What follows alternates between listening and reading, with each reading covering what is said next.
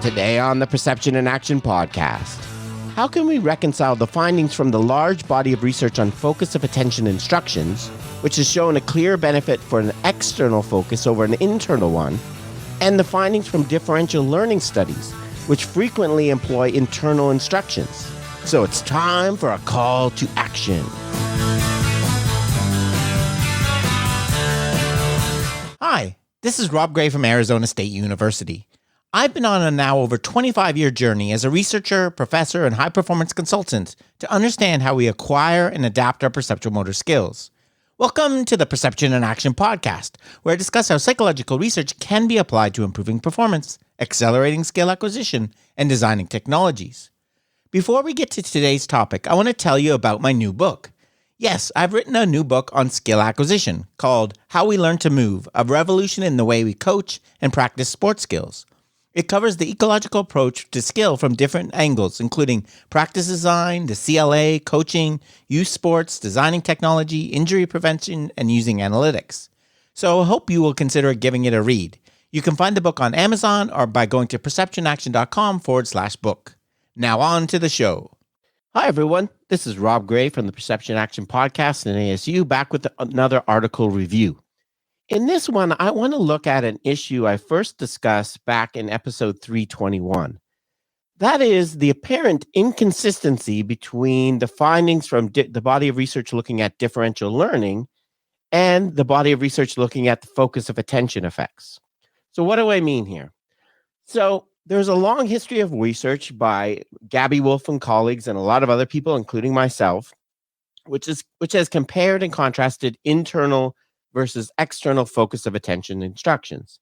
And the dominant finding, although there's some differences and qualifications through that literature, which is summarized really nicely in this systematic review they just published last year, is that an external focus of attention is better for learning than an internal one, right? So to remind you, an external focus of attention is referring to the outcome of your movement, the effect your movement has on the environment. Pushing off from the ground, hitting the ball, moving a club, right? Whereas an internal focus of attention focuses on the actual movement itself, flexing your knee, bending your arm, pushing off from your foot, right? So it's referencing your body. So as I mentioned, there's a lot of research showing a clear advantage for external focus of attention. Yet, if you look at the differential learning research, which I summarized in previous episodes, which has shown to be beneficial, right? There are clearly many of the instructions used in the differential learning method are involved internal focus, right? Keep your two hands, right? Your right hand, your arm, you're talking about your hind leg, your hips, right? So remember, in differential learning, what we're doing is giving an athlete an instruction that gets them to move or posture themselves in a different way with every execution, right? So they're exploring this movement space. Typically, at least the way it's reflected in the paper and the way that I've done it in the study I used it, you do this by giving explicit, internal cues. Move your feet, move your stance wider on your feet, move your feet wider when you hit the ball next time. Hold your hands higher, right? So these two bodies of literature seem to disagree with each other, right? So what's going on here? And this was the question that was addressed in this recent study by Wolfgang Schulhorn and colleagues, who's obviously the inventor of differential learning, trying to address this, looking at soccer, specifically futsal kicking. So what they, obviously, they set the stage by looking at, what the role of differential learning is and how it's used, right? So, the idea, of course, is with differential learning, the idea is that in actual competition, you're never going to repeat the same movement, right? So it's better to just explore and practice, right? To learn about the possible solution space so you can find the solution you actually need in the actual game, right? It applies to, it's not, it doesn't really talk much about these issues of focus of attention, things, and they recognize here, as I mentioned, differential learning is occasionally associated with an internal focus. I might make that a bit stronger. From what I've seen, it's often associated with an internal focus, right? So that's the background. So they recognize, if you take Gabby's Wolf's work and broaden it into optimal theory, right? One of the aspects of optimal theory is that an external focus of attention is better. External focus is more beneficial for motor learning than an internal one, right? So they're acknowledging this conflict that I just described. So the aim of the present study was to separate these two things apart, right? So they compared and contrasted differential learning versus focus of attention using different combinations. Okay. So what they were predicting was, so what they essentially had was differential learning conditions with both internal and external instructions, and then just traditional repetitive practice with both internal and external instructions. And what they were predicting was kind of two things. They predicted that the main effect is the differential learning effect. Basically, they're predicting differential learning outweighs focus of attention, right? So all differential learning will be better than any other type of training, even if it has internal focus of attention. That's kind of what they were arguing in this paper. So what did they do? They took 40 girls age 16 to 18 in Iran. They were split into 5 equal groups, okay? DL with an external focus, DL with an internal focus, DL without a specific focus, and traditional training with an external focus, traditional training without a specific focus. So, for me, I don't know why they didn't include traditional training with an internal focus, just to be complete. Also, I'm never a big fan of without a specific focus in these studies, because you don't know what the athlete's doing.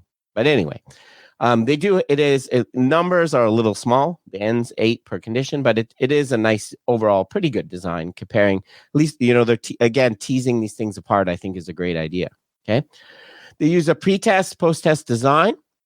So they looked at shooting skill. They got you to shoot from different angles and different positions, gave you an accuracy score in terms of shooting. Okay. Then there's a retention test after training, and they also do the transfer test, was basically under competition, under pressure. Okay. So here's an example. Here's our 5 conditions, the 3 differential learning, the 2 traditional. You see they train for 12 weeks. So that's a really impressive part of the study. Usually training studies are 6 weeks. So this is really nice. They had 12 weeks. They had a post-test right away. 1 week later, they had a retention test. Then 1 week later, as I said, the transfer condition was under pressure, right? So they brought in spectators and did some other things. Okay. So that was the basic design.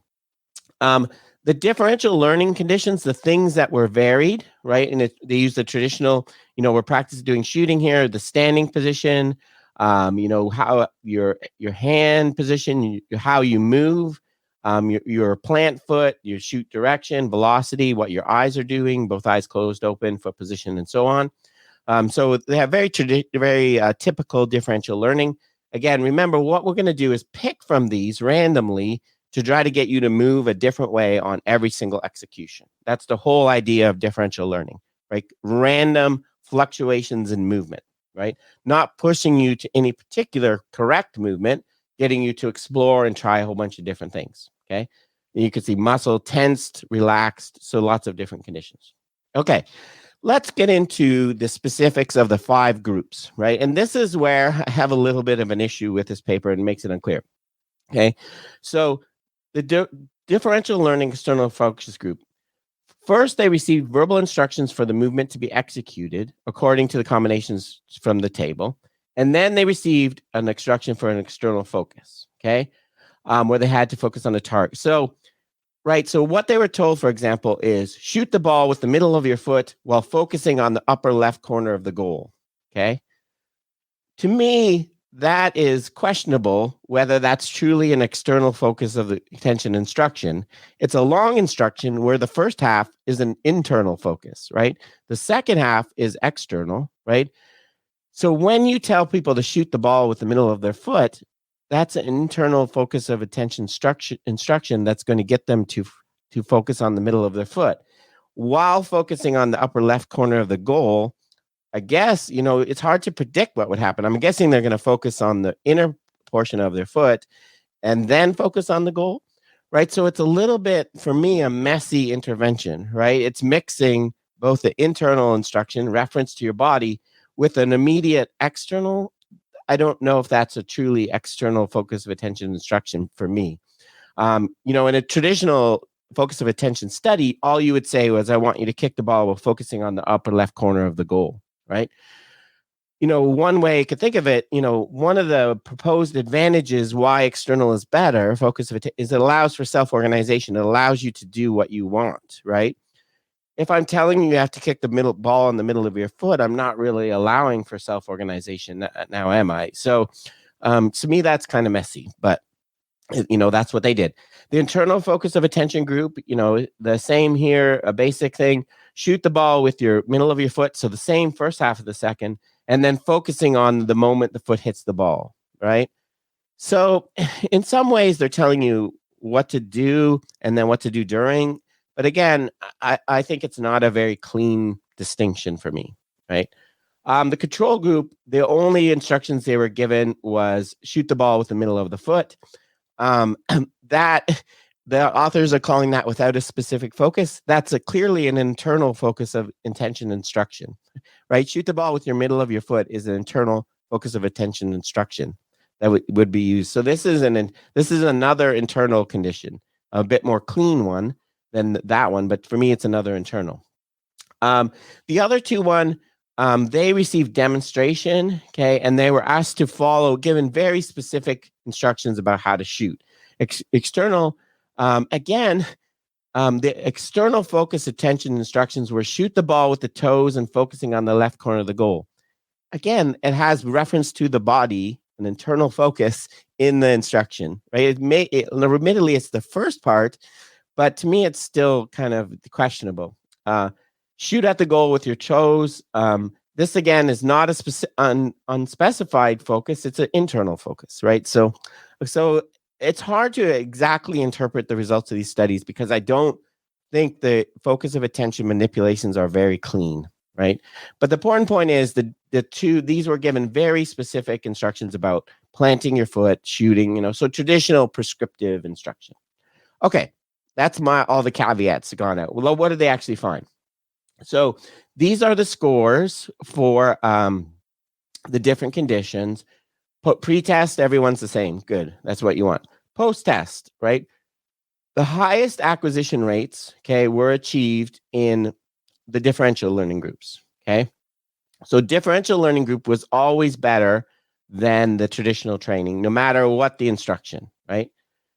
You can also see, right, so the differential learning internal focus is better than traditional external focus, right? So it seems to support their hypothesis that using differential learning is a more powerful manipulation than manipulating the focus of attention instructions, right? Because it's overriding this classic effect that internal focus is bad for learning, not when you use it in a manner that's with differential learning. So that's kind of this. You can see here, there is some suggestion that differential learning with an external focus is better than with an external. External focus is better than with an internal focus. The scores are all higher. You can see the pattern is pretty similar for retention and transfer and post-test is pretty similar. So there looks like that focus of attention instructions do modulate the effect of differential learning. As I said, I think I would, if it was a cleaner manipulation, maybe we could see this a little bit better. So I think in terms of practicality of taking a message from this, again, it seems there's lots of benefits for differential learning. There's lots of research showing that. If you go to my perceptionaction.com resources page, I have all the studies listed there. There's a lot of evidence that it works.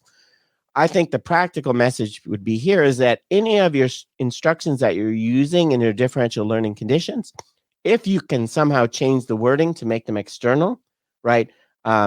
Keep your move your feet to these points of tape on the ground, right? Instead of widen towards the tape on the ground rather than moving your feet in a certain way. Any way that you could make it more external, this kind of suggests there's going to be a little bit of a bump up in how well differential learning works. Okay. So it suggests, but what they conclude is there's consistent advantages with differential learning, right? Compared to repetition-based training. Okay. They encourage movement errors, right? We're getting you to natural fluctuations, right? Trying to get you to move in different ways, right? So it's basically explaining the logic of differential learning, okay? So I think this study kind of gets a little bit at, so based on the results, focus of it combined with DL as it results in a higher statistical improvement than that, okay? Provide an indication of stronger influence, of this, okay? Since all the DL interventions, whether internal or external, showed better performance, the results suggest more benefit influence of DL training method compared to traditional training methods, even with the focus instructions, right? So they're saying nonetheless, DL, it would be great of interest to know have additional influences, so will the other things involved in optimal theory like expectation, choice, do they affect differential learning as well? So I think this is a really interesting study, getting along the right lines. I think we need to do it a little bit cleaner if we really wanted to tease these apart clearly. But I think, this is kind of mirrors what I found in this study I did before. So this was a study where I compared the constraints-led approach with traditional prescriptive instruction. In my traditional prescriptive instruction, I had both internal and external cues. And what I found was that the constraints-led approach worked the best. And one of the things I acknowledged in this is constraints-led approach, you get kind of an external focus for free most times, right? In constraints-led approach, you're typically referencing some external thing. Hit the ball over that barrier. That was in this study. Make the ball under your arm, make the ball go forward, the connection ball go forward. That's external focus. So I suggested maybe there's an additive effect right here of using a constraint, and for free you get this external focus of attention. And so I think that's the bottom line from this paper. The differential learning, as a powerful method. I think if we can be careful about how we choose our wording when getting people to move in different ways, we can get this kind of additive effect, this bonus effect of using external focus. Okay, that's it for this article review. Thank you. Cheers for now, and keep them coupled. Okay, that's it for today's episode. Remember, you can contact me at robgray@asu.edu or follow me on Twitter at ShakyWeights. To find out more about the podcast, please check out perceptionaction.com. Finally, to support the podcast and receive bonus materials, including written transcripts, please head over to patreon.com/perceptionaction. This is Rob Gray from ASU. Cheers for now, and keep them coupled. Gone straight away.